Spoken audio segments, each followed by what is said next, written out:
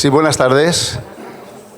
Bueno, para mí, primero lo que tengo que hacer es agradecer a la actual Junta de Gobierno del Colegio que ha tenido la deferencia conmigo al permitirme la presentación de don José Luis Polo Francisco, que es el actual presidente del Colegio de Agentes de la Propiedad Inmobiliaria de Guipúzcoa, que es licenciado en Geografía y que es amigo mío, porque durante 4 años hemos compartido las vicisitudes del Consejo General de España de los Agentes de la Propiedad, en los cuales hemos sido pues, vocales de dicho consejo.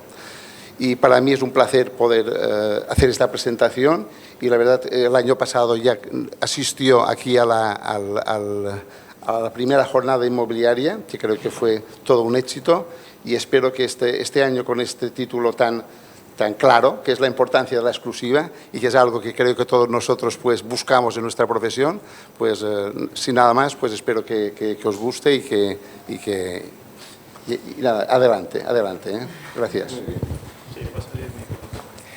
Sí, buenas tardes. Yo me voy a levantar, porque yo sentado no soy capaz de nada. Bueno, lo primero decir que el año pasado estuve y la verdad que fue un placer. Estuve con un tema de exclusivas. En realidad la exclusiva no es mi tema, sino lo que vengo a exponer es funcionamiento, cómo se llega a la exclusiva. Es una reflexión. Como veis ahí pongo reflexiones. No lo teméis en absoluto. Yo no soy formador, por lo menos no soy formador en ningún tema de estos. No soy ningún gurú que tenga la verdad. Es más, espero que el 50% de los que estáis en esta sala en este momento estéis en desacuerdo conmigo, porque eso significará que la ponencia es viva y que realmente nos aportamos algo. Trataré de que vosotros aportéis ideas, porque todo lo que voy a ir aportando son ideas. O sea, son ideas que todas son discutibles, hasta por mí. O sea, que entiendo que la situación a la que os voy a llevar es una situación que en algunos casos diréis, bueno, esto es un poco quimérico, ¿no? Bueno, el planteamiento básico de esto, y a ver, tengo que pasar aquí, ¿no? Sí. Tengo un chupachús por ahí, lo tengo aquí me parece. Os doy un chupachús para quien sepáis qué es esa cifra. Un chupachús para quien sepa qué es esa cifra. No tenéis ni idea. ¿Qué es esa cifra que representa? Y 2 chupachuses si me sabéis estas 3 cifras que representan. Bueno, os doy todos los chupachuses del mundo. Bueno, he traído esto un poco como provocación. No sé si las cifras son exactas, ¿vale? Pero estas cifras son esto. Número de agentes inmobiliarios en Baleares, Barcelona y Guipúzcoa. Es decir, 1.306 está sacado en concreto el diario de Baleares o el diario de Mallorca, o como diario de Mallorca, en junio o bueno, está sacado de ahí, exactamente, sacaron una estadística y decía que en Baleares erais 1.306 agentes, ¿vale? 4.784 es más fiable porque ellos tienen un registro que teóricamente imagino que estará sacado de ahí. El último, que es el de Guipúzcoa, que es el de eso, es el menos fiable, porque hemos intentado contarlo y es imposible. Como aquí es muy difícil, pues es muy difícil. Los agentes de la propiedad somos 130 y normalmente yo tengo una política de que cuando hay modificaciones, yo soy el presidente del colegio, no vengo como presidente del colegio, sino que vengo como API de a pie, o sea, API de los que está a pie de calle y tal. Entonces, bueno, en Guipúzcoa hemos dicho que somos 250 porque tengo una política de que cada vez que hay una modificación en la legislación o hay una modificación en cualquier tema técnico, pues trato de comunicarlo a todo el mundo. O sea, yo quiero hacer mi función. Yo creo que ya que nadie la hace, yo comunico, oye, mira, que se ha modificado la ley de arrendamientos urbanos, oye, mira que las valoraciones hay que hacer, y comunico a todo el mundo.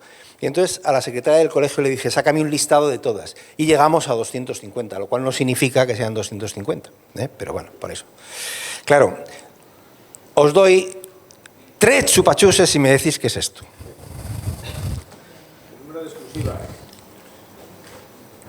No, casi. Pues que hay de verdad. No. Ya veo que no sois capaces de llevar los chupachuses.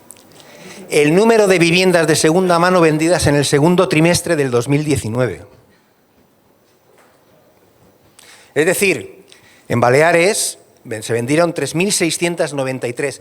Ojo, el segundo trimestre del 2019 son siempre los últimos datos publicados, que son provisionales, si sabéis. Son datos de Fomento, del Ministerio de Fomento. ¿Vale? Barcelona tiene 14.178. Joder, qué volumen, ¿eh? Eso es tela, ¿eh?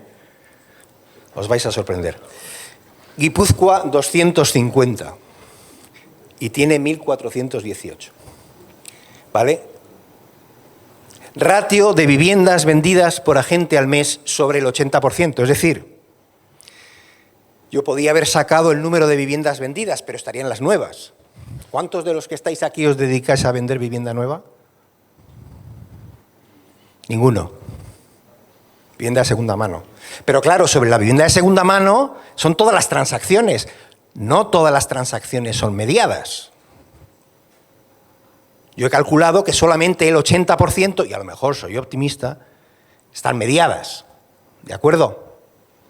Bueno, pues lo que estamos viendo en este momento es la ratio sobre ese 80% de lo que realmente hay. ¿Qué os sugiere la cifra de 0,75 viviendas por agente y mes?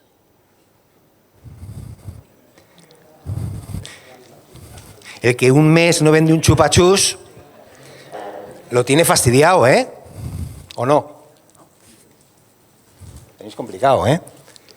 Pero es que en Barcelona, con 14.178 ventas y teniendo el registro que todo el mundo queremos imitar, solamente venden 0,79. En Guipúzcoa, 1,5. Estamos muy bien y aún así estamos muy mal. Vale. Claro. Me diréis, ¿y para qué me sacas esto si estamos en las exclusivas? Porque esto es un toque. O sea, no podemos estar jugando a la lotería a ver si me toca el 0,75 o si por casualidad consigo 2, a alguien no moja y yo mojo un 1,50. ¿Estamos de acuerdo, no? Me habéis puesto, quería poner la siguiente diapositiva. Perdonad, ¿me puedes cargar mi pincho? Es que me lo habéis puesto en el vuestro. Es que tenía otra diapositiva muy ilustrativa. ¿Os han gustado las cifras? Interesante. ¿A qué no habéis reflexionado sobre ello? Pues es una reflexión que hay que hacer, porque es reflexión básica para todo lo que vamos a ver después. Lo que os voy a ver ahora es un poquito... Esto es una realidad que es una ratio, es evidente. O sea, lo que estamos dividiendo es una división pura. O sea, lo cual no significa que en Palma de Mallorca... Sí, sácame esa, sí, por favor. Es que después de mandar aquí, me di cuenta de que me faltaba una diapositiva y la he incorporado. ¿Vale?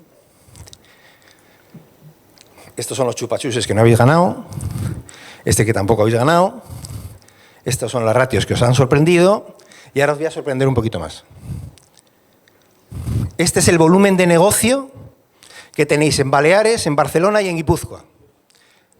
Fuente, Fomento. ¿Vale? ¿Esto qué significa? Que en Baleares, en el segundo trimestre del 19, habéis vendido 876.747 con 500 euros.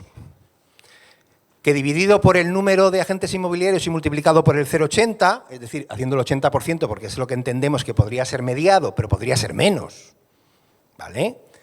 Estáis a una media de 5.370. Es decir, la ruina. Es decir, o hacemos algo, o cambiamos nuestra forma de trabajar, o hacemos algo, pero realmente, con 5.370 de ratio, jugando a la lotería, porque ¿cuántos jugáis aquí con exclusiva? ¿Cuántos jugáis aquí con exclusiva? Solo con exclusivas, solo con exclusivas. Una. Todos los demás jugáis a la lotería. Y si no os toca un mes, no ganáis 5.370. Y si lo ganáis vosotros y duplicáis, hay alguien que no lo gana. ¿Vale? Pero claro, Barcelona, que fíjate el volumen que tenía, casi 3 millones de euros en el segundo trimestre, se quedan solo en 4.878. Es decir, no sé con quién hablaba hace un momento, el modelo de regulación catalán no es ninguna panacea, porque si tengo 4.878, ¿qué servicios voy a prestar con la capacidad de riesgo que tengo? En Guipúzcoa estamos muy bien, 9.356.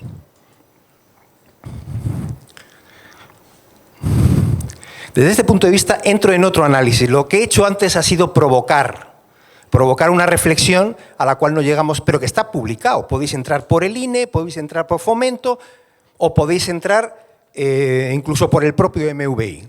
Tiene cantidad de reflexiones de este tipo y de análisis en la propia página del MVI. ¿Cuántos utilizáis el MVI aquí? 1, 2, 3, 4, 5, 6, vale. 7. Pocos. Porque yo creo que es el instrumento y la herramienta más importante que se ha creado en este país, con independencia de lo que diga el de Inmovilla, en muchísimos años. Bueno, ¿qué es un API? Vamos a la siguiente fase de la reflexión. ¿Qué es un API? ¿O qué es un agente inmobiliario? Porque me imagino que habrá gente aquí que no son APIs y que son agentes inmobiliarios. ¿Qué son? ¿Qué debería de ser? ¿No?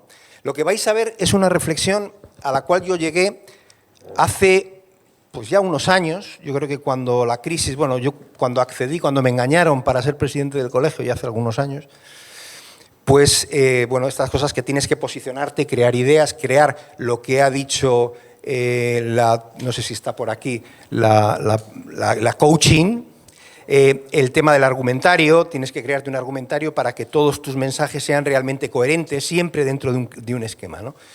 Y entonces me planteé, y lo podéis ver publicado en la página web del Colegio de Coapi de Guipúzcoa, ¿no? Yo me creé esta definición. Un API, un agente inmobiliario, es un profesional cualificado que opera en un mercado muy complejo con un equilibrio muy difícil entre oferta y demanda. Como veis, tengo seleccionado profesional cualificado, muy complejo, mercado muy complejo, y oferta y demanda. ¿Qué es un profesional cualificado? Un profesional cualificado, desde mi punto de vista, es aquel que tiene una formación suficiente, una formación que le permita acceder a conocimientos y renovarse dentro de un campo, porque la formación no es algo estático, porque todo el mundo desprecia la formación. No, la formación es lo que te da el pozo para poder adaptarte a los cambios que te trae el sector y el trabajo. Y te permite una capacitación, te permite capacitarte, ser capaz de hacer ciertos desarrollos y ciertas tareas en un momento determinado, ¿no? Y además, ejercer unas competencias. Podemos entender las competencias aquí, tanto como competencias personales para enfrentarte a un problema. Aquí tenemos un registrador. Hola, Teófilo, muy buenas. Muy buenas. He tenido el placer de estar comiendo con él y debatiendo con él varias veces y coincidir, y ha sido realmente un placer. Es muy difícil ser el telonero de alguien tan interesante como él, ¿no? Y competencias también desde el punto de vista de desarrollar un trabajo, ¿no? Pero también trabajo por dinero, ¿eh? O sea, aquí el profesional no es un profesional porque sepa mucho. Un académico puede ser un gran, teóricamente tener formación, capacitación y competencias, pero trabaja por el sueldo académico.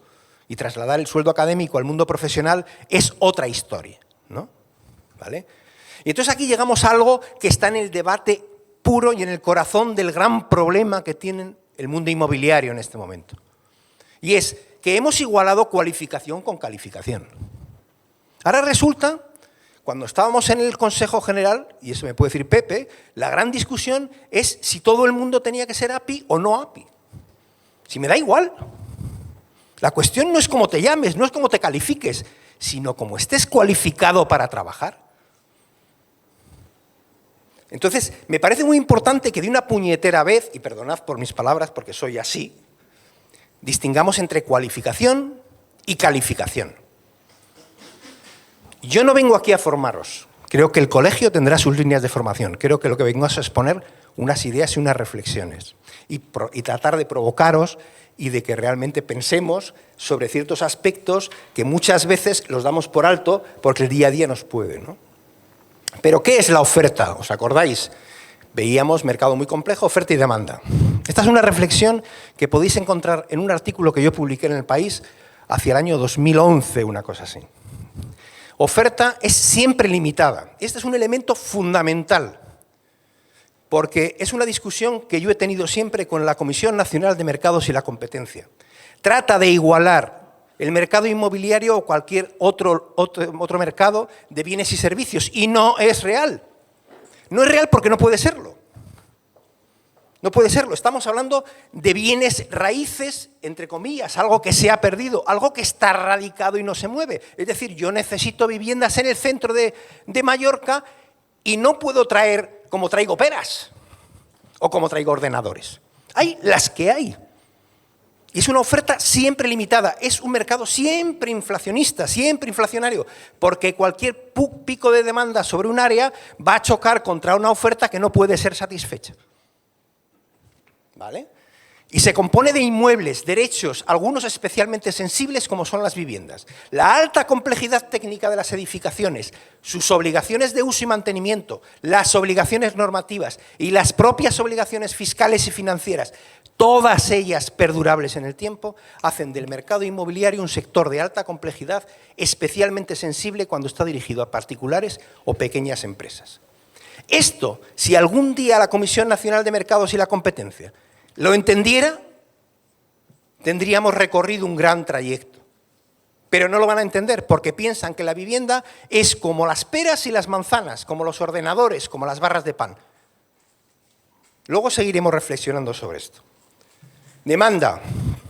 Este es un aspecto sobre el que hemos reflexionado muy poco en este país. Porque en el momento de la crisis parecía, tú ibas en el autobús porque mi hija ha comprado, porque voy a vender, porque voy a comprar en tal sitio, y en todos los días estábamos oyendo la misma conversación y nos hemos dejado llevar los agentes por esa dinámica. Pero la realidad es que, aunque la demanda pueda ser muy alta, la frecuencia con la que un demandante acude al mercado es muy baja, muy baja. La vivienda es un objeto de primera necesidad y las leyes le asignan una función social. Todos sabemos que en la Constitución y en la Ley Vasca de Vivienda, por lo menos, el primer punto y fundamental es que la vivienda y la propiedad, como consecuencia, debe cumplir una función social. Esencial. Sin embargo, una persona o una familia acuden muy pocas veces al mercado a lo largo de su vida y su experiencia es prácticamente nula. Es decir, ¿de qué coños habla el mercado de la competencia cuando está igualando ir a comprar una barra de pan con comprar un piso? Yo me confundo a comprar un piso y estoy arruinado de por vida. Mientras que voy a una barra de pan y si no me gusta, al día siguiente me voy a otro panadero. El ejercicio de la prueba-error para conocer la mejor oferta y tomar la mejor decisión de compra necesaria para operar con seguridad en cualquier mercado es prácticamente imposible en el mercado inmobiliario. La corrección de un error en la mala decisión de compra de cualquier inmueble y especialmente de una vivienda es una tarea inabordable a corto plazo y una carga inasumible para muchos ciudadanos. Esto que estamos leyendo es esencial para ser un buen agente de la propiedad y que coincide con lo que planteaba la coaching esta mañana. O sea, no podemos banalizar la labor de un agente de la propiedad, porque no estamos jugando con barras de pan, ni con peras, ni con manzanas. Estamos jugando con un bien esencial en la dignidad de las personas y con un valor económico que no es recuperable el error. ¿Y este es el mercado complejo? Claro, estamos en un mercado complejo porque la oferta y la demanda son complejos. Pero no solamente por eso, sino porque estamos ante un mercado opaco. ¿Y qué es un mercado opaco? Que la realidad de los inmuebles en muchos casos está oculta. ¿Tú qué le vas a pedir de información a alguien de una vivienda de 1900? ¿O del siglo XIX? ¿O del siglo XVIII? Si no hay planos, nadie sabe por dónde van las instalaciones, nadie sabe absolutamente nada de esa vivienda, se sabe muy poquito. Cuando planteaba esta mañana el técnico de Rural que decía, no, hay que ir al ayuntamiento, sí, ir al ayuntamiento. En muchos casos habrá un plano o la licencia con 2 menciones y si vais al registro os podéis encontrar con una mención, incluso la obra nueva no está inscrita o no hay división horizontal. Claro, decís asimetría informativa. La asimetría informativa es un concepto que introdujo un premio Nobel de Economía que se llama George Akerlof, con un artículo, con un estudio que se hizo The Market of Lemon, que todo el mundo tradujo el mercado de los limones, pero no tenía nada que ver con los limones, sino que era el mercado de los coches antiguos. ¿Vale? Y era la importancia de que cuando alguien iba a ver un coche antiguo, le contaba siempre mentiras al otro porque no podía comprobar si era verdad. Y eso introdujo variables en el mercado que eran erróneas y que generaban una distorsión del mercado. La Comunidad Europea introdujo o trajo de Estados Unidos el concepto de asimetría informativa. E introdujo de tal manera, y eso lo estamos haciendo, y lo hicimos mientras estábamos el señor Pepe Mir y yo en el Consejo, tratamos de que el Gobierno entendiera que el mercado inmobiliario está sujeto a una brutal asimetría informativa. Y dices, ¿y quién tiene la responsabilidad de minorar la asimetría informativa? ¿Quién la tiene? Evidentemente, ese profesional descualificado que tenemos en este momento, el que está en el proceso más crítico del mercado inmobiliario, el agente de la propiedad. Y ese agente de la propiedad no puede estar jugando con la información y con la transparencia, en un mercado que es especialmente opaco. Es decir, de aquí se deduce una obligación de información, desde mi punto de vista. ¿Vale?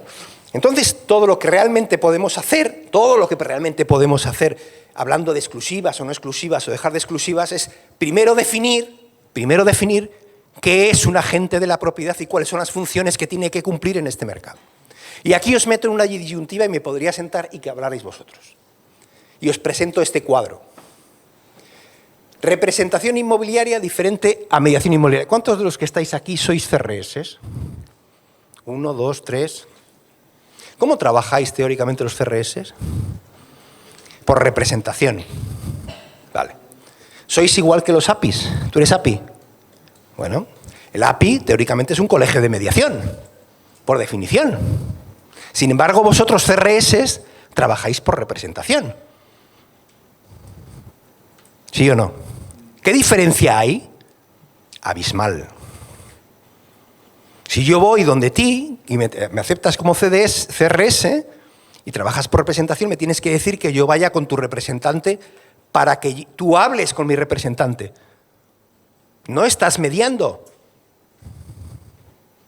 Luego, fijaros la importancia que tiene todo lo que estamos haciendo respecto a lo que veíamos antes de demanda y oferta. ¿Qué garantía tengo yo de que me estés contando lo que a mí me interesa para poder comprar con absoluta información? ¿Vale? Pero claro, esto es muy importante. Tenéis representación inmobiliaria, mediación inmobiliaria. Claro, yo si os acordáis los que estuvisteis el año pasado conmigo, yo solamente tenía mediación inmobiliaria y os pedía definiros en qué lado estáis, en gestión comercial o en prestación de servicios. Presenté una ponencia en Málaga que se llamaba Contradicciones. Es que llamo a Mira Teófilo porque coincidí con él cenando. Contradicciones de un agente inmobiliario. Y precisamente introducía una de las cuestiones fundamentales, era la contradicción entre representar y mediar.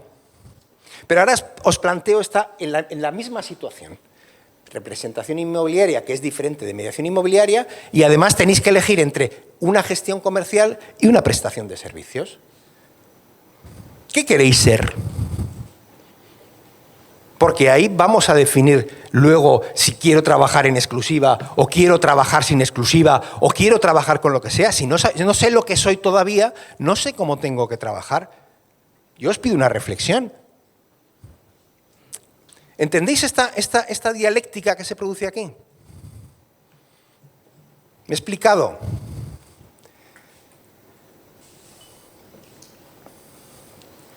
Pero bueno, yo hasta aquí lo que os he planteado es la reflexión de donde nos movemos, ¿no? Y ahora, yo trabajo en exclusiva. Todo lo trabajo en exclusiva. O sea, en mi cartera no hay nada que no sea exclusiva. Pero yo la exclusiva quiero plantear primero cómo llego a la exclusiva y qué es la exclusiva, ¿no? Y os planteo cómo llegué yo a la exclusiva. Y entonces yo lo planteo como una reflexión, ¿eh?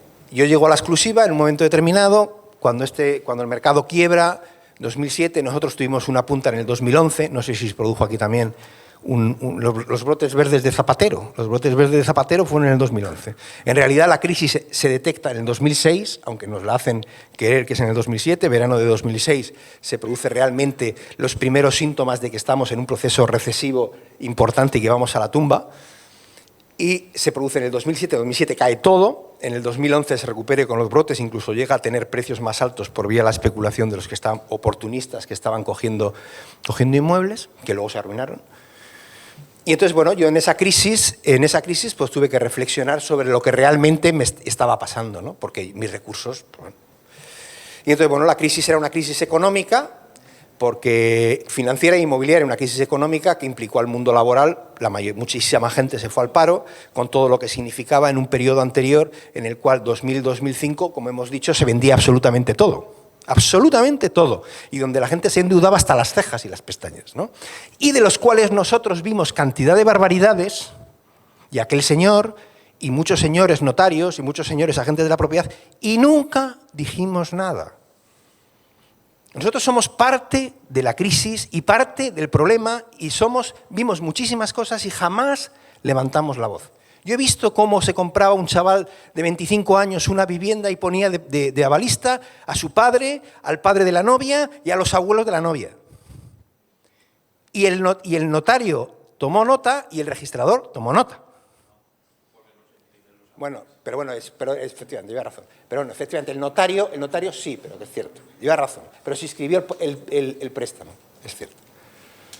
A lo que voy es que todos vimos cosas y todos vimos salvajadas de ese tipo, ¿vale? Síntoma. El teléfono no suena. 2007, 31 de diciembre de 2007. El 1 de enero dejó de sonar el teléfono. Pero no sonaba. O sea, no sé si habéis notado que últimamente el teléfono suena menos. Estáis notando, ¿no? Pues todavía no estamos en coyuntura de recesión. En aquel momento ya estábamos en coyuntura de recesión. Pero el teléfono, sin embargo, ¿a que tenéis más facilidad para captar? Se capta mejor. Porque hay gente, sí, se capta mejor. Pero ¿qué ocurre? Y ese soy yo, el del medio. Calvo, como veis, con gafas. Urgencias de quienes quieren vender, porque claro, les está apretando el zapato. Se les está apretando el zapato, están endeudadas hasta las cejas, no tienen capacidad de reembolso, se les viene el préstamo encima, los precios están cayendo, pero que nadie quiere comprar. Y estás en el medio. Y la presión del que quiere vender es terrible. Te llama todos los días, no me traes a nadie, es una locura, una auténtica locura. Y además no es libre para poner el precio ni para negociarlo. No es libre. Porque claro, tiene una deuda que le supera. Si es que se habían endeudado hasta el 110%. Esta es una realidad, ¿no? Esto es con lo que yo me encontré. El inicio de la gran reflexión, yo siempre he hecho las estadísticas que habéis visto, yo siempre la he hecho.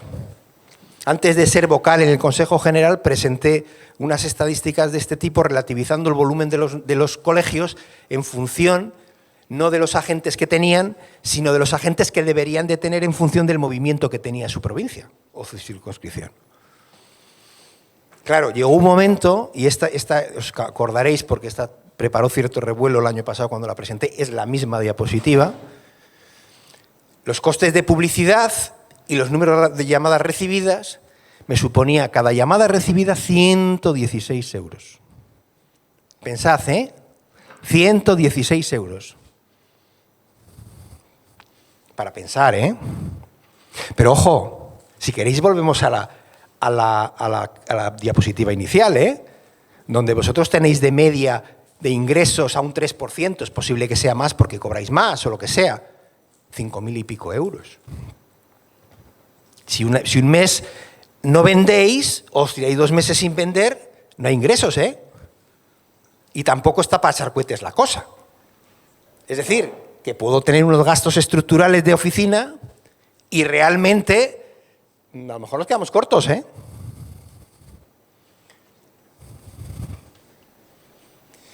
Claro, después de este análisis de los 116 euros, de que nadie me llama y todo el mundo quiere vender y que nadie quiere comprar y que el teléfono no suena y que la crisis se nos ha venido encima y Zapatero no la reconoce y que realmente nos encontramos en una situación realmente complicada y que yo ya no sé si tengo una representación, si medios, si hago una gestión comercial, si...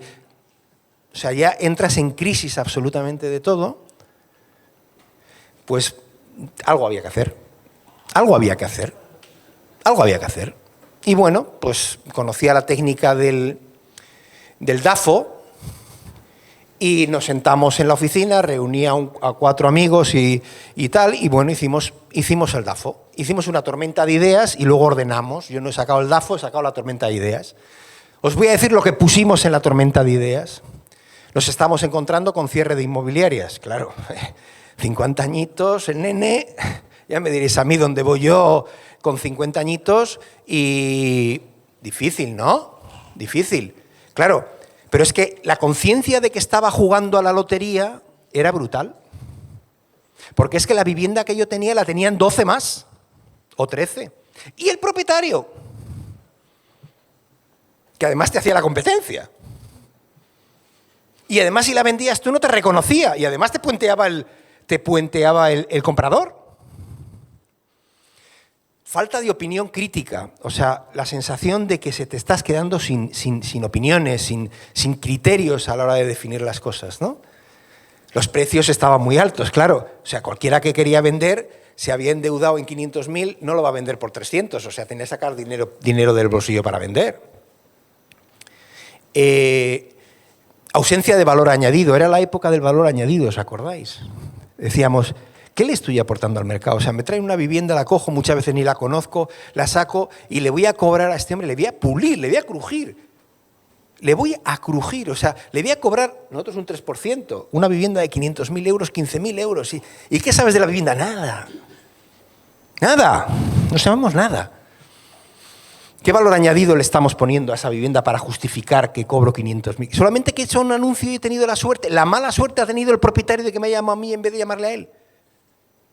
Porque ¿cuántas veces habéis pensado eso? Qué mala suerte ha tenido este propietario que me ha llamado a mí y no le he llamado a él que tenía justo el anuncio debajo. ¿Lo habéis pensado alguna vez? Yo sí. Yo sí, pero si tenía el anuncio debajo. Y me ha llamado a mí en vez de llamar al propietario. Joder, el tío se ha gastado de golpe y porrazo 15.000 euros. ¿Y qué le estoy aportando? Nada. Tenía ansiedad, porque claro, las cuentas iban bajando y no se vendía. Tenía la presión vendedora, que era terrible, pero terrible. ¿Cuántos ejercíais? ¿Todos ejercíais en la época de la gran crisis? Todos. Tú no. Todos ejercíais en la época del 2007, 2008, 2009. Jugábamos a la lotería. Como veis, jugar a la lotería lo tengo repetido 1000 veces, porque es que era la sensación que tenía. Estaba jugando a la lotería, compraba un boleto para ver si me tocaba y me llamaban a mí y no le llamaban al otro. Y además decíamos, bueno, vamos a quitar un poquito de la comisión, bajamos 500 euros, nos colocamos por encima en esto y a ver si tengo más suerte. Había una falta de financiación. La pongo con pequeñito para que no se note. Los bancos ya no daban préstamos. La autoestima que empezamos a tener era muy baja. ¿Pero teníamos conocimiento del mercado? Yo sí. Yo sí, porque siempre me he dedicado a hacer estudio de mercado. Pero sin embargo no me servía absolutamente de nada. Y me preguntaba, ¿quiero jugar a la lotería? Esa es la pregunta esencial. ¿Quiero jugar a la lotería? Tenía una opinión pública adversa. Somos los canallas del mercado. Los canallas del mercado somos los agentes de la propiedad. Porque ganamos dinero, vamos, por sacar un anuncio y por enseñar la vivienda. ¿O no lo habéis escuchado eso? ¿No lo habéis escuchado nunca? Yo muchas veces. Y a mí me preguntaba, ¿me hace falta jugar a la lotería? ¿Me hacen jugar a la lotería? Falta estructura, tengo cualificación, demanda sin respuesta. Mira, demandas sin respuestas, ese es un tema importante. Lo tengo metido ahí y lo tengo resaltado porque es un tema que luego veremos que es muy importante, ¿no?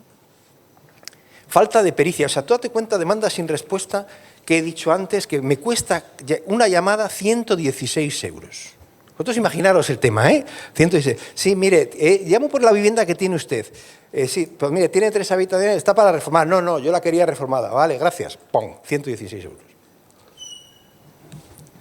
Coño. O sea, esa demanda sin respuesta es un activo que tú has cogido con tu publicidad y lo has dejado escapar por el sumidero.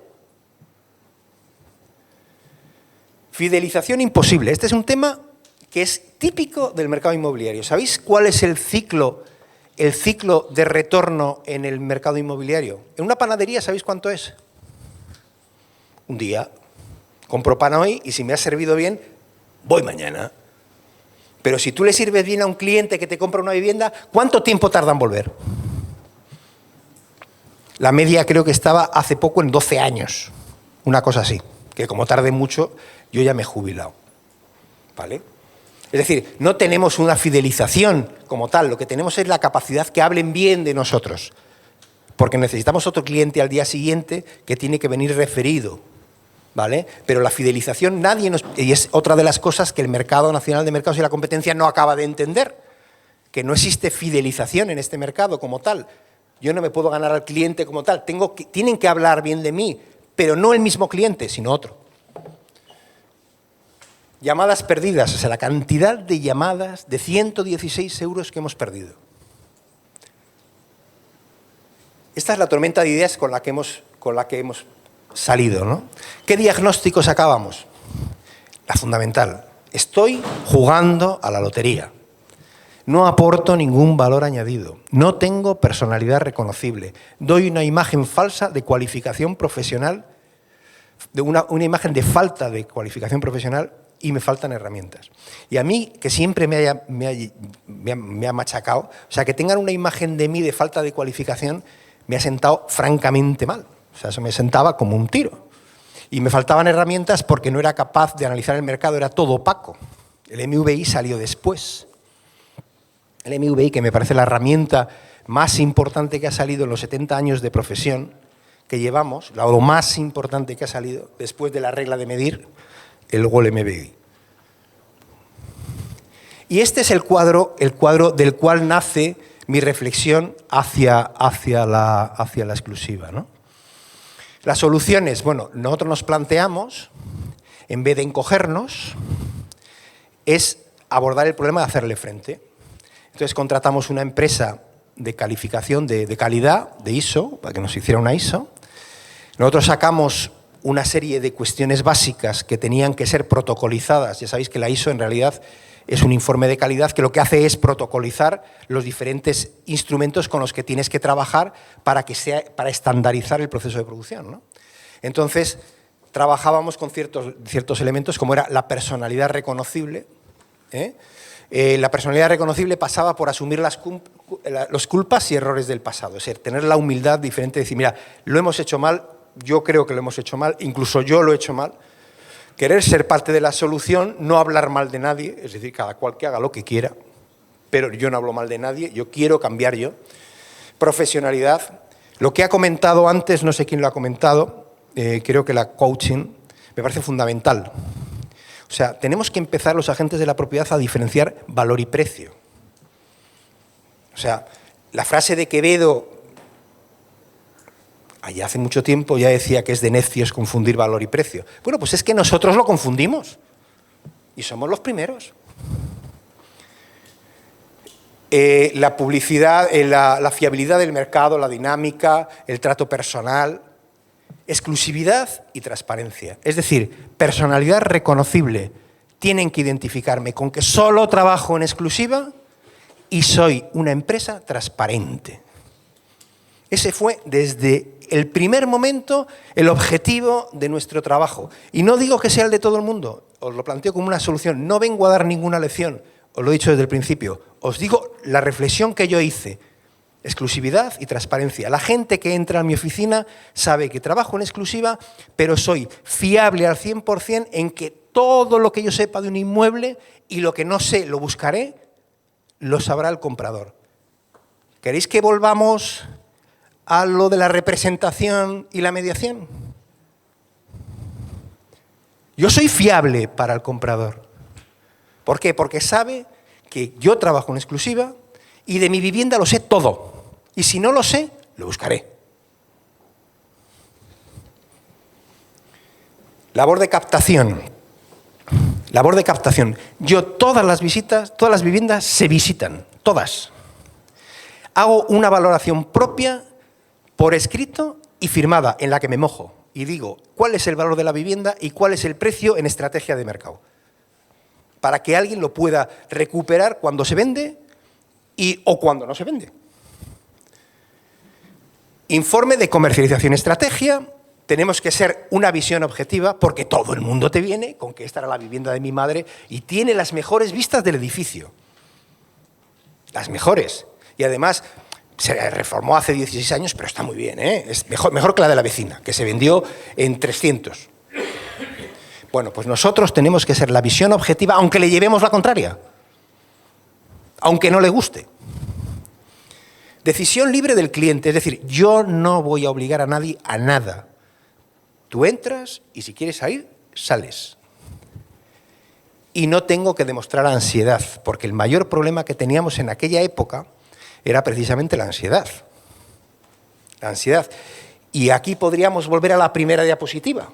Cuando estaba escribiendo esto, podríamos volver a la primera diapositiva, en la cual, si tú estás con una media de 0,75 viviendas al mes y llevas 2 meses sin cumplir las 0,75 viviendas y sabes que la ratio son 0,75 viviendas, tu expectativa de levantar la cabeza cada vez es más difícil.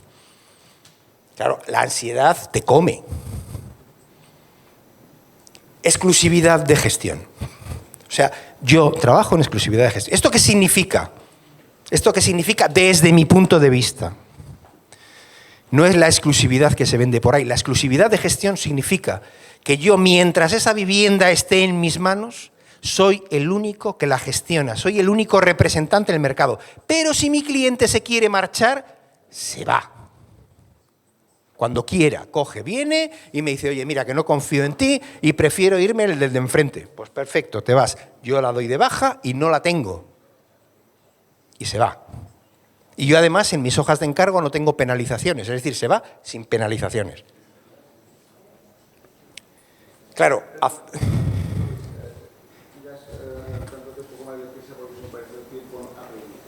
Vale. Objetivos en el tiempo.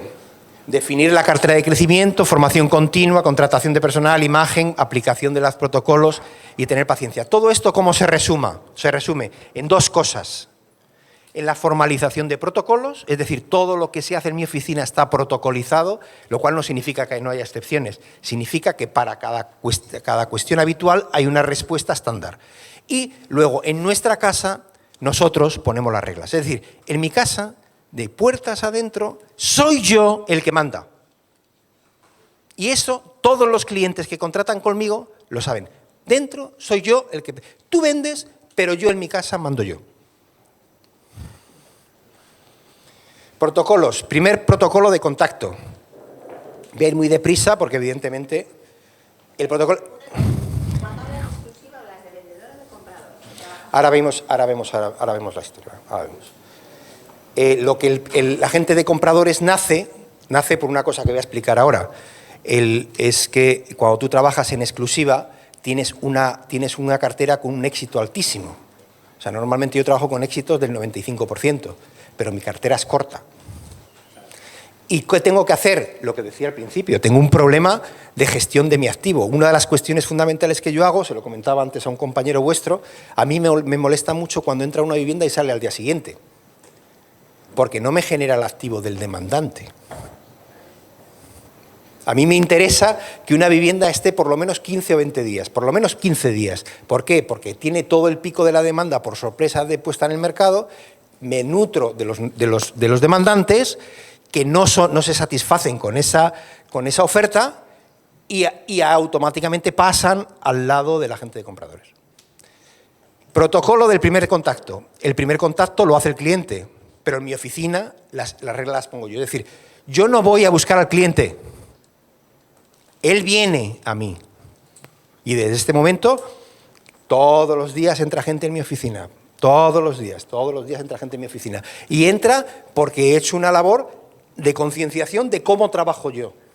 ¿vale? Probablemente no tendré 200 inmuebles, nunca, ni los quiero tener porque no tengo estructura para mantenerlos. Si no les interesan, además lo digo, tienen otras inmobiliarias a las que pueden acudir. Yo siempre les digo lo mismo, yo trabajo en exclusiva, yo entiendo que te moleste, pero si, yo te puedo decir agencias que trabajan sin exclusiva y trabajan bien. Y lo digo, trabajan sin exclusiva y trabajan bien, tú verás. Pero si trabajas conmigo, trabajas en exclusiva. Protocolo de personalidad. Presentación de la oferta de servicios. Lógicamente, cuando entra por la puerta, le digo los servicios que presto. Yo no estoy en un modelo de gestión, en un modelo de compra, de venta, mejor dicho, de venta de inmuebles, sino de prestación de servicios. Yo presto servicios para la venta. Primer acercamiento al inmueble, le abro el MVI, el valor catastral, la zona, para que trate de identificar su inmueble en el contexto de su mercado. Trabajamos en exclusiva de gestión, lo que os he comentado antes.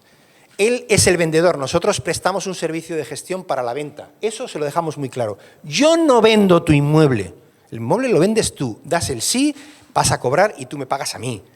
Pero yo lo único que hago es la gestión para que tú puedas vender. Necesidad de transparencia absoluta. Esto es muy importante que se le traslade o que se lo traslademos al comprador. Este es uno de los protocolos más importantes. ¿Por qué?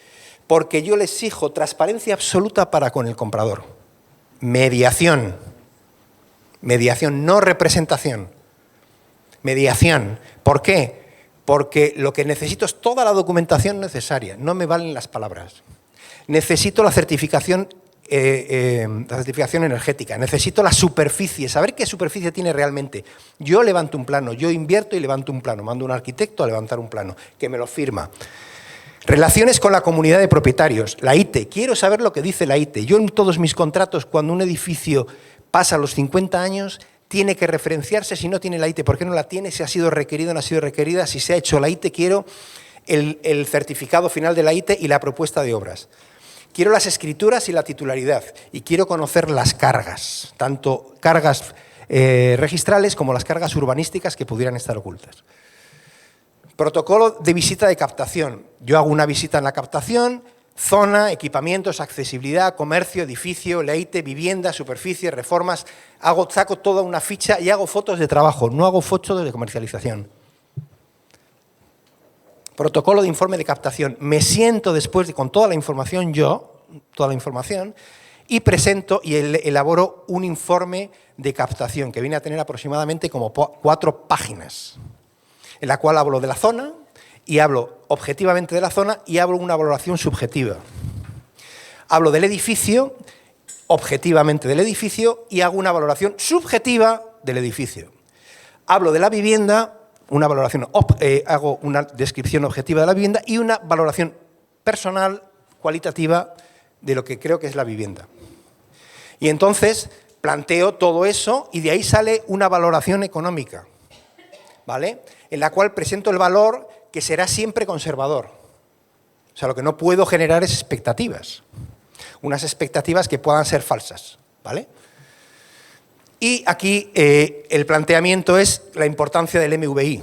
Lo pongo en rojo porque es muy importante el MVI. ¿Vosotros sabéis el impacto que tiene en un momento determinado abrirle el MVI a un cliente que lo tienes encima de la mesa y le enseñas que su vivienda está rodeada de 40 testigos que nos dice exactamente la superficie, nos dice exactamente el precio al que se ha vendido, la fecha en la que se ha vendido, la fecha en la que se construyó? O sea, lo tenemos todo. Hipótesis y obligaciones fiscales. Yo en el informe le meto las obligaciones fiscales, tanto el impuesto sobre el incremento de patrimonio que va a tener, como la plusvalía municipal, como todo, para que sea capaz de calcular en el valor que yo le estoy dando el rendimiento neto que va a obtener. Inversión en la comercialización, los medios que voy a utilizar, en la publicidad, la web, la prensa, los portales, las campañas específicas de Facebook, Google, AdWords, mediciones, realidad virtual, home staging, colaboradores, app de Ocado. Yo tengo una app propia en la cual yo me relaciono, no utilizo ni el WhatsApp ni utilizo el mail, utilizo una app propia en la cual nos relacionamos y la relación va metiéndose en un expediente nuestro. Protocolo de informe. Tenemos un problema de tiempo. Protocolo de captación. Yo he empezado tarde, yo me tenía previsto 1 hora y media, o sea que difícil. El encargo de exclusiva en gestión. En esa hoja aparece que el encargo de exclusiva es en gestión. Es decir, y este informe es gratis. O sea, yo no le estoy cobrando nada por este informe. Es un informe gratuito que se lo doy. Es un encargo de exclusiva en gestión. Y lo dice bien claro y con letras grandes. Mientras estamos en la gestión del inmueble, seremos la única referencia en el mercado. Si él se quiere marchar, yo no voy a penalizarle con nada. Se va y punto. Honorarios. Tiene que quedar claro cuáles van a ser mis honorarios. Todas las visitas estarán documentadas. Eso significa que yo voy a elaborar un dossier que se le entregará a todos y cada uno de los compradores. Y se responderá a todas y cada una de las preguntas de los compradores. Estrategia de negociación. Aquí lo tengo puesto en rojo porque esta es una de las cosas de discusión en mi oficina. Nosotros hasta ahora estábamos manteniendo que cuando se abría una negociación no cabía ninguna negociación paralela. Y creo que debe de ser así. ¿Por qué? Porque estaríamos convirtiéndolo en una subasta. Pero sí que es cierto que el interés de un propietario es vender al máximo que el mercado le dé. Con lo cual no puedes ignorar que venga alguien y ofrezca. Con lo cual estamos en un proceso de transformación de este protocolo y transformándolo en que uno abre una negociación y la persona que está ahí tiene la prioridad, pero en el caso de que existiera otra oferta se le comunicaría y si la igualara o la superara sería siempre bajo la prioridad del que ha abierto la negociación. Pero ya te digo que es uno de los elementos que en este momento dentro de mi oficina estamos en discusión. Porque tenemos una cosa que se llama la reserva verbal, es decir, una persona, uno de los criterios de protocolo nuestros de la oficina es no presionar nunca al cliente. Es más, si un cliente dice me lo quedo, nosotros le decimos, piénsatelo hasta mañana y me lo confirmas con un email. Para evitar que me diga hoy que sí y mañana se lo piensa mejor y dice que no.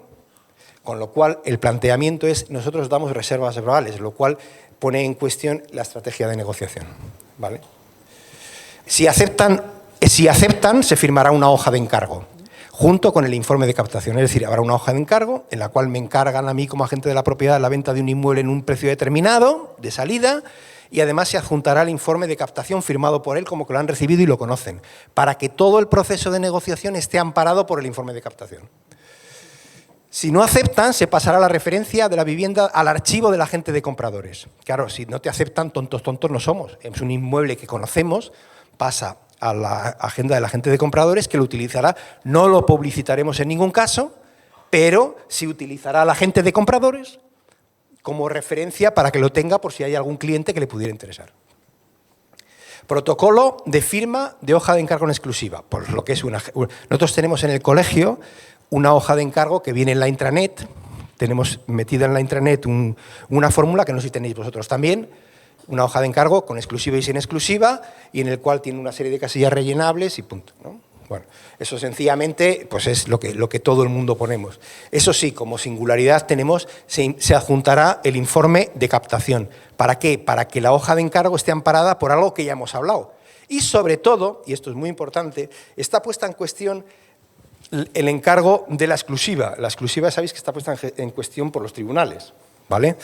Entonces, lo que dice la exclusiva es que no puede ser un contrato, lo que dicen los tribunales es que no puede ser un contrato de adhesión, ¿vale? Entonces, ¿cómo relativizas el contrato de adhesión? Sencillamente tratando de que ese contrato tenga detrás un respaldo de un proceso negociado, que sería el informe de captación que previamente han aceptado, ¿vale? Protocolo de firma de hoja de encargo. Junto con la hoja de encargo, esto sí que es una novedad. Cuando llegué yo a la presidencia del colegio, eso te lo comento porque me parece muy interesante para los colegios, llegamos a un acuerdo con el Colegio de Registradores de tal forma que la prestación mutua de información, ¿vale? De tal forma que en ese protocolo nos permitía, adjuntando la autorización del propietario, es una hoja, un anexo a la hoja de encargo, en la cual se recogen las autorizaciones para intervenir o para recabar información en el catastro, recabar información en el registro, recabar información en la administración de fincas, en el registro de ITES y en el registro de pisos vacacionales, ¿vale? Y entonces todo eso es una hoja independiente donde viene el vendedor, vengo yo y él me autoriza. En esa hoja no aparecen ni honorarios ni condiciones especiales que pudiera tener la vivienda. Simplemente es una hoja de autorización que nos permite acudir al administrador de fincas de tal forma de tal forma que podamos recabar información y que nos pueda mandar la información que sea necesaria e incluso ir a solicitar el certificado de la comunidad, ¿vale? Y luego, una vez firmado esto, daremos de alta al cliente en la APP, es decir, nuestra APP personal, es la APP de Ocados, en la cual nosotros le damos de alta, de tal forma que ya toda la relación se va a canalizar a través de la APP. Y cada vez que hay una comunicación, pasa al archivo de tal forma que queda referenciado las comunicaciones que ha habido siempre entre comprador, entre la agencia y el vendedor. Protocolo de visitas al inmueble. Protocolo de visitas al inmueble. Coordinación con el propietario de todas las visitas que hacemos a través de la APP. Nosotros le comunicamos que vamos a ir a la vivienda, adaptar los horarios al cliente, detectar el interés real, recordar las visitas con antelación fijada, firmar la hoja de visita. Nosotros firmamos siempre una hoja de visita, siempre una hoja de visita. Entregar hoja de información. Nosotros entregamos una hoja de información a todos los clientes con la ficha comercial con sello de la empresa, planos acotados del estado actual y posibles reformas. Todo correctamente encuadernado en carpetas de la empresa y llevamos las gafas de visión de realidad virtual cuando la vivienda ha sido levantada en realidad virtual. ¿Vale? Nosotros invertimos en la vivienda. O sea, nosotros no vamos a enseñar una vivienda con la llave, sino que realmente hemos mandado a un arquitecto que nos ha levantado un plano, le hemos pedido, si la vivienda está para reformar, que nos haga una redistribución de la vivienda, le hemos dicho a otros arquitectos que nos realice una realidad virtual si la vivienda está para reformar, etcétera, ¿no? Protocolo de negociación y cierre. Las ofertas se recibirán por escrito y se trasladarán al vendedor. Solo se mantendrá una negociación abierta y mientras no se cierre no se abrirá ninguna otra. Eso es lo que está puesto en cuestión, que hemos dicho antes. Si llegara una oferta superior, se le comunicará al titular de la negociación abierta o de una reserva verbal que tendrá prioridad. Es decir, si damos una reserva verbal a una persona, tiene prioridad sobre cualquier negociación posterior.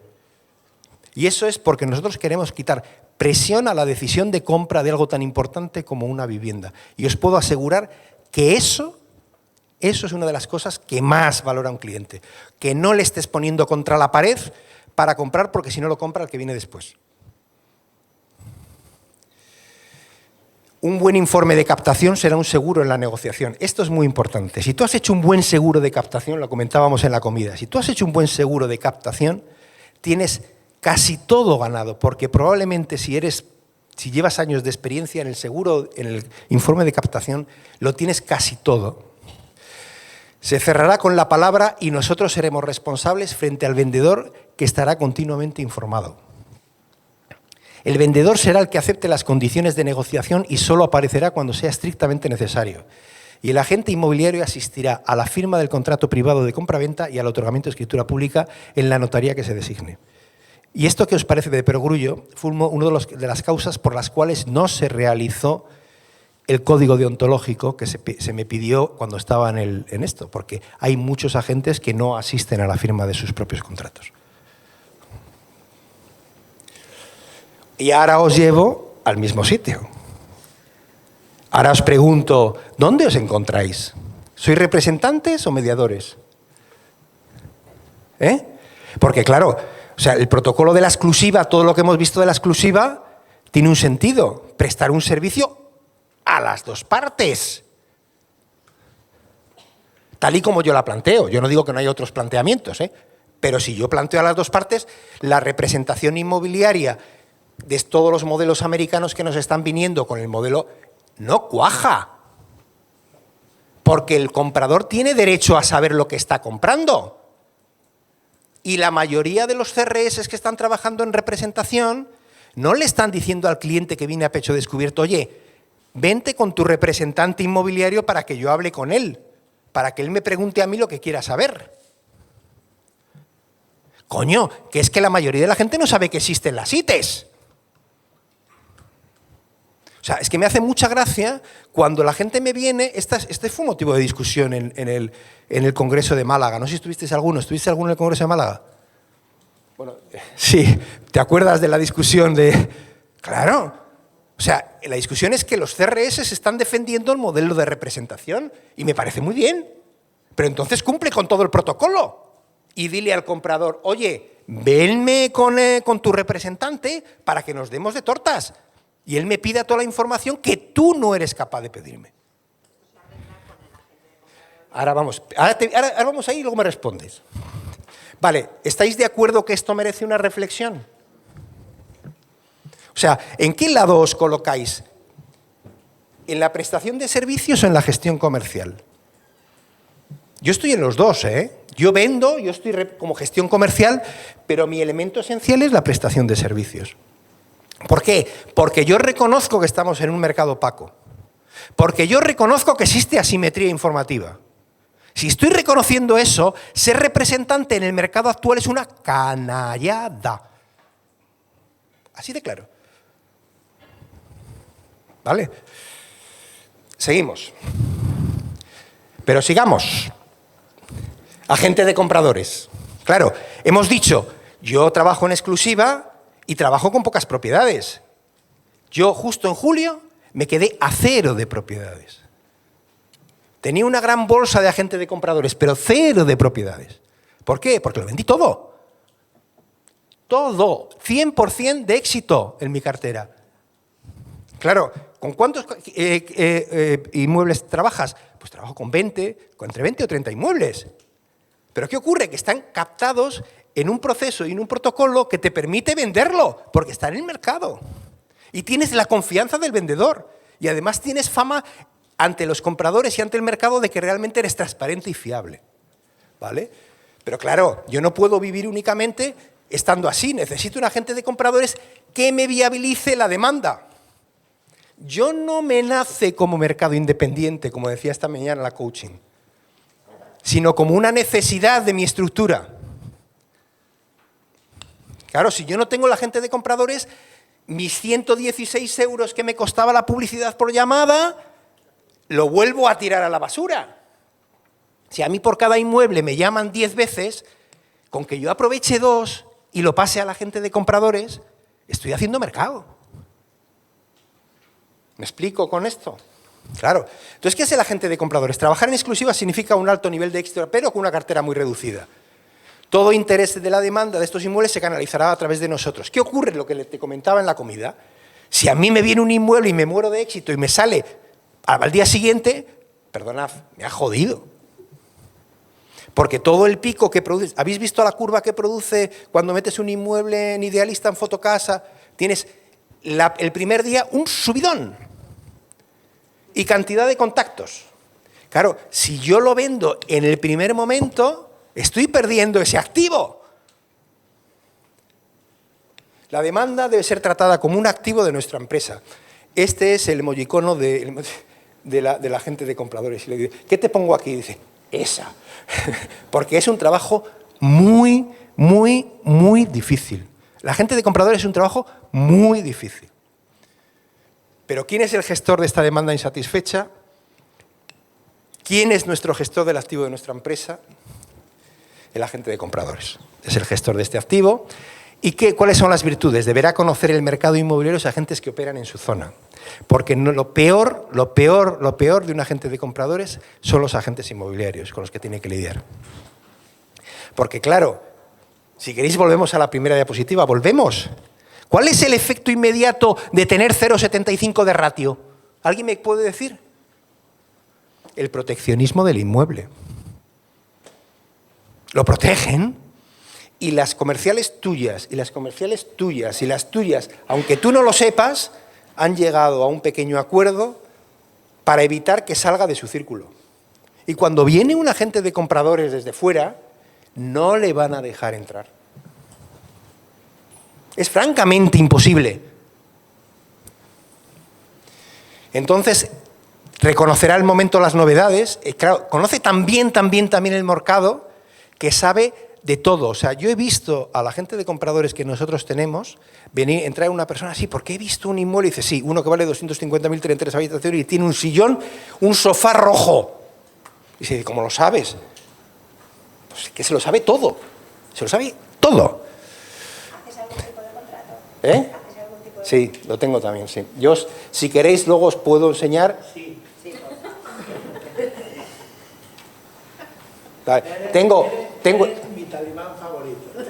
Desde el año pasado, ¿tú te definiste como talibán? Sí, yo soy un talibán de la transparencia, me encanta este trabajo, pero tengo un profundo respeto para el comprador.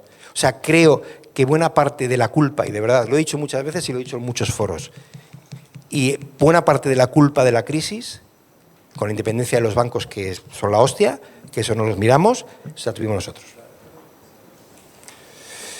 La empresa pondrá los medios técnicos, inversión, web inversa, páginas de demanda en prensa, archivos propios de inmuebles. La web inversa ya lo expliqué el año pasado. Es una página web donde solo se publicitan demandas. Una web, el MVI, insisto en el MVI. Yo, si queréis que veamos el MVI, nos quedamos un rato los que queráis y os enseño a manipular el MVI para que veáis lo que es el MVI, la potencia que tiene. O sea, el MVI es capaz de captar clientes él solo. El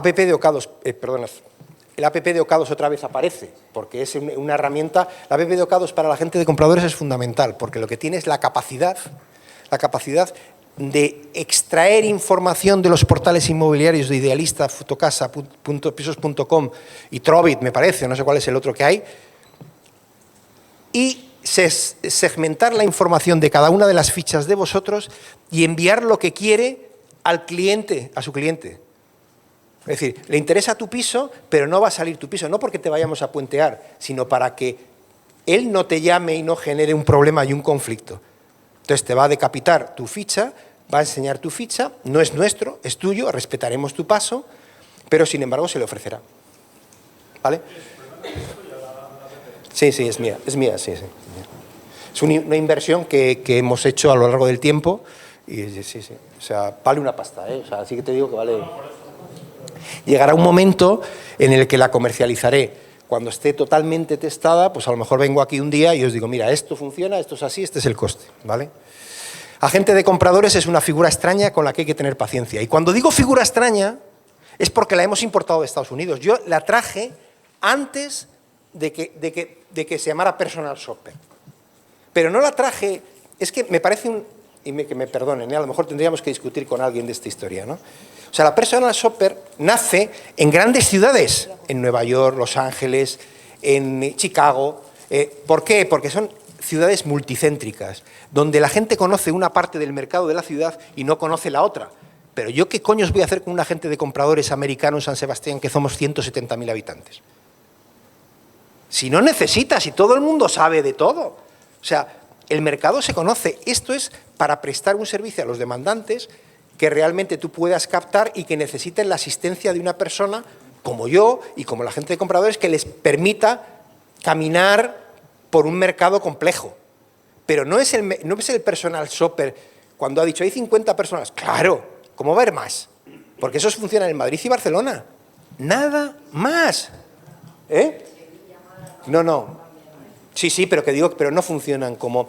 Desde mi punto de vista, el personal necesita una materia de ciudad muy grande, muy grande, por encima, yo te diría, del 1 millón de habitantes. Una ciudad realmente potente, que es donde nacen, que es cuando la incapacidad de comunicar dos partes de la ciudad o de tener contacto con otras partes de la ciudad te permite que el personal shopper te acerque esa realidad de mercado. Esa es mi opinión, ¿eh? Yo no digo que esté en lo cierto, yo te digo mi reflexión, ¿eh? La agente de compradores deberá generar un gran volumen de información sobre el mercado inmobiliario de su zona y cerrará ventas compartidas con otras agencias o directamente con particulares. Y ahora os hago una pregunta. Bueno, calculad el coste de este agente y cuántas ventas debería hacerse en un año para financiarse. Eso sin valorar la información que genera, ¿vale?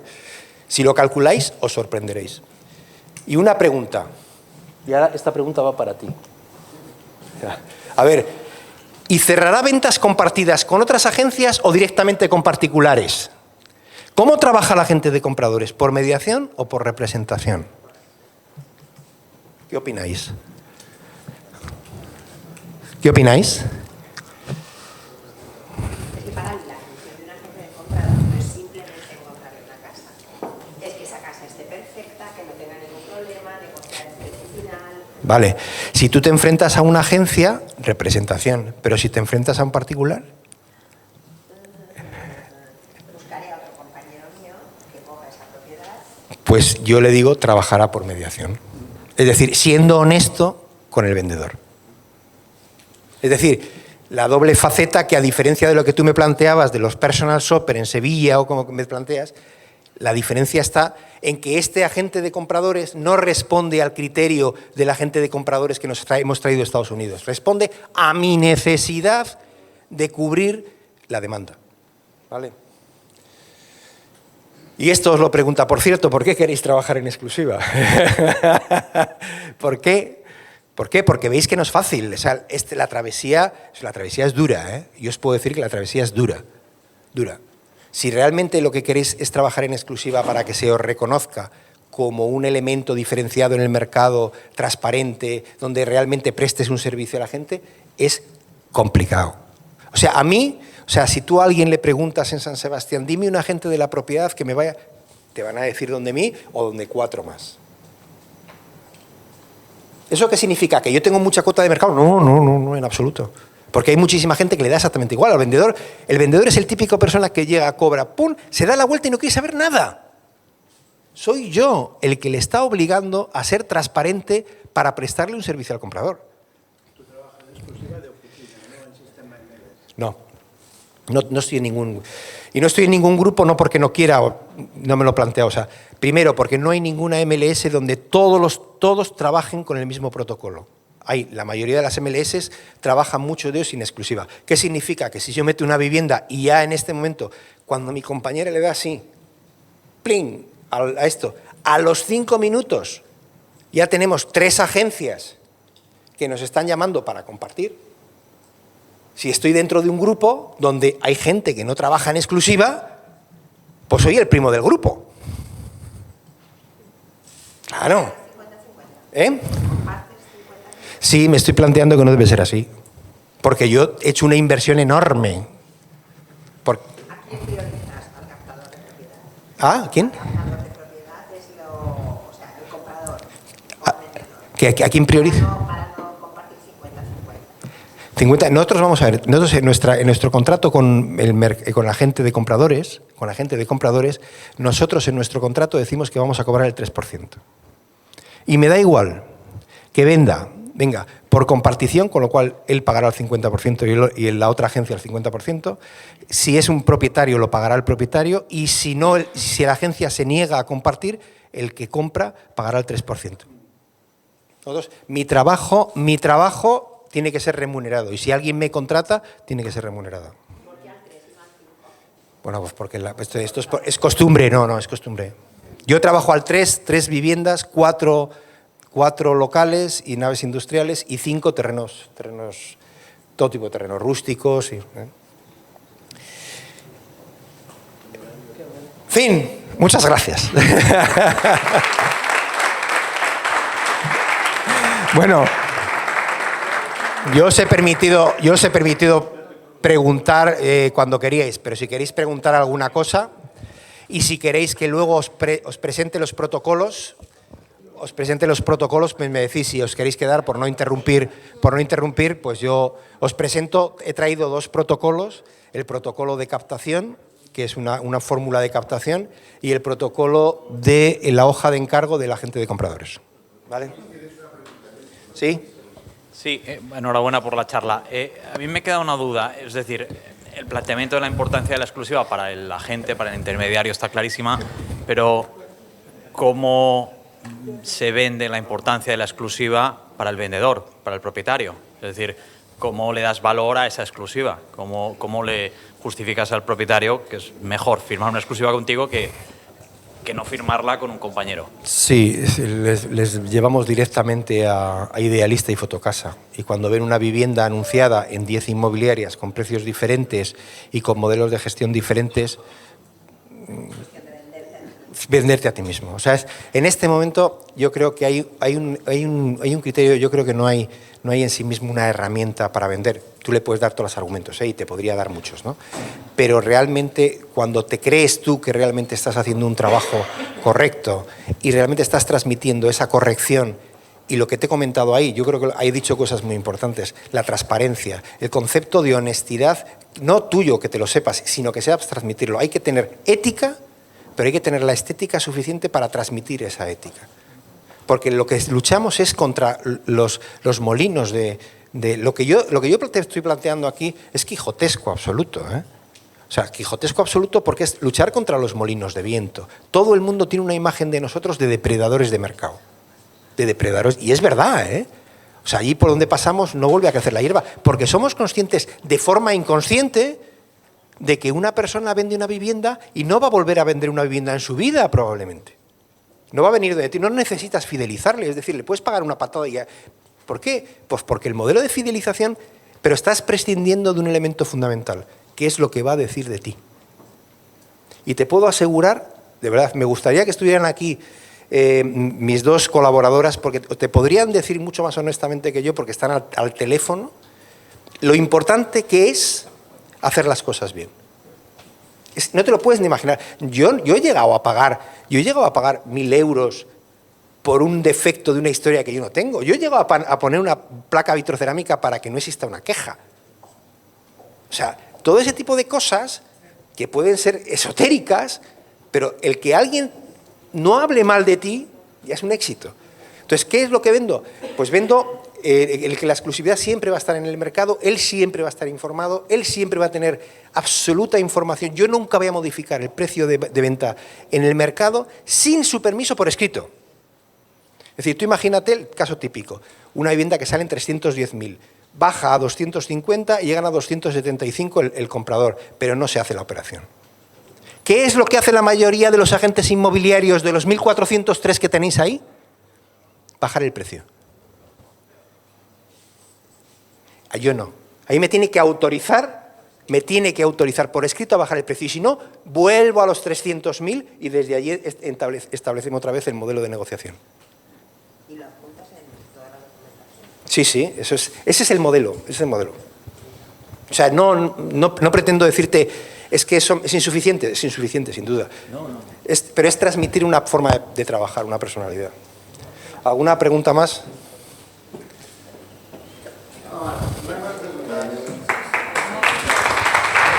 Encantado de estar aquí con vosotros un año más. La última pregunta. Sí, yo tengo una, perdona. Felicidades. Tú has hecho un comentario, pero no has respondido. No sé si adrede o no.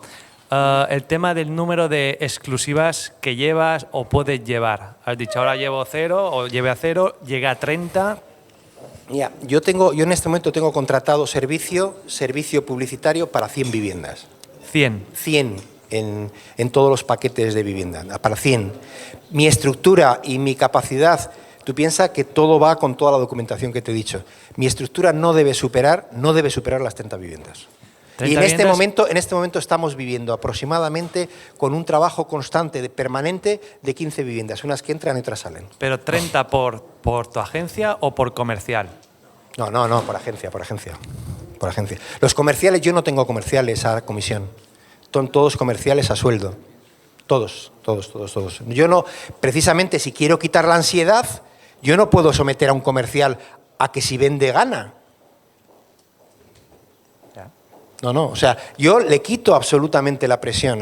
Nosotros fijamos un sueldo, tanto el suyo como el mío. El mío es tan transparente como el suyo. Si la empresa va bien, me imagino, hay elementos de que se prima. Que la empresa va mal, no se prima. O sea, si en un momento determinado, el año pasado fue un mal año. ¿Por qué? Porque el año anterior lo vendimos todo. O sea, pero todo, yo creo que todo hasta lo que no teníamos. ¿Qué ocurrió? Que entramos en un valle y el problema que tienes es que si tú no trabajas bien las demandas o las demandas escasean, automáticamente deja de entrar la oferta. Ese es un tema curioso.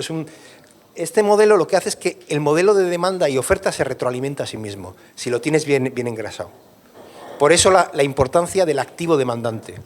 No, sí, pero claro, si quieres dar un buen servicio, que tú apuntas a ser, que tú ofreces el servicio de calidad, entiendo, Sí. ¿Cuántos inmuebles en exclusiva consideras que puede tener llámale agente, compañero? Tienes que valorar la estructura. Por ejemplo, hay un agente que es de los más tradicionales, que el otro día estuve hablando con él, dice, yo estoy trabajando ahora mismo aproximadamente en mi cartera con 10 inmuebles. No, ya lo sé, pero quería que lo dijera él. No, la ratio, con 10 inmuebles. Yo he estado trabajando con 15 inmuebles. ¿Por qué? porque tengo una singularidad respecto a él. Él trabaja en centro y yo tengo mi inmobiliaria en periferia. Es diferente el mercado. Claro, o sea, si tuviera aquí una pizarra os lo dibujaría. Eso es una de las historias que hay que diseñar en tu agencia. No es lo mismo trabajar en el centro, donde la cúspide del mercado es muy reducida tanto en capacidad económica de los compradores como en la propia oferta. Si trabajas en la cúspide, tienes pocos compradores y la oferta reducida. Pero si trabajas en la base, tienes una base más grande de compradores, pero además también la oferta es mucho más amplia. Sí, pero claro, al enfatizar las ventajas de la exclusiva, yo creo que se tiene que decir eso con limitaciones, es decir, bajas el número de inmuebles. Sí, sí, porque sí. Claro, hay gente que trabaja en inmobiliaria masiva, jugando a la lotería, como yo he dicho, y hay gente que gana mucho dinero, pero porque tiene acaparado a lo mejor el 70 o el 80% del mercado. Tiene 200 inmuebles que no sabe si se han vendido, pero los tiene. Y eso es un fallo. Claro, es un claro, error. pero yo ya lo he dicho que es un fallo, que desde mi punto de vista no es una buena táctica de mercado, pero reconozco que hay gente que gana mucho más dinero de lo que yo puedo ganar trabajando en masivo. Por eso te estoy diciendo que yo no vengo a dar lecciones a nadie. Si tú mañana resulta que por tu sistema de trabajo te nutres de 200 inmuebles que están en el mercado, que los tienen todas las inmobiliarias, pero resulta que como tú tienes más, tú eres capaz de jugar más números a la lotería. Pues perfecto, seguro que ganas mucho más dinero que yo. Ahora, el problema que tienes es que tu conocimiento del mercado, tu capacidad de pedirle la certificación energética, tu capacidad de pedirle la ITE, tu capacidad de realmente es mucho más limitada que la mía. Y yo tengo mi obsesión y mi protocolo, que yo tengo que prestar un servicio tanto al comprador como al vendedor. Ese señor no lo presta. Y cada vez que hace una operación es como el caballo de Atila, no vuelve a crecer la hierba. Pero es su decisión. Muy bien, gracias.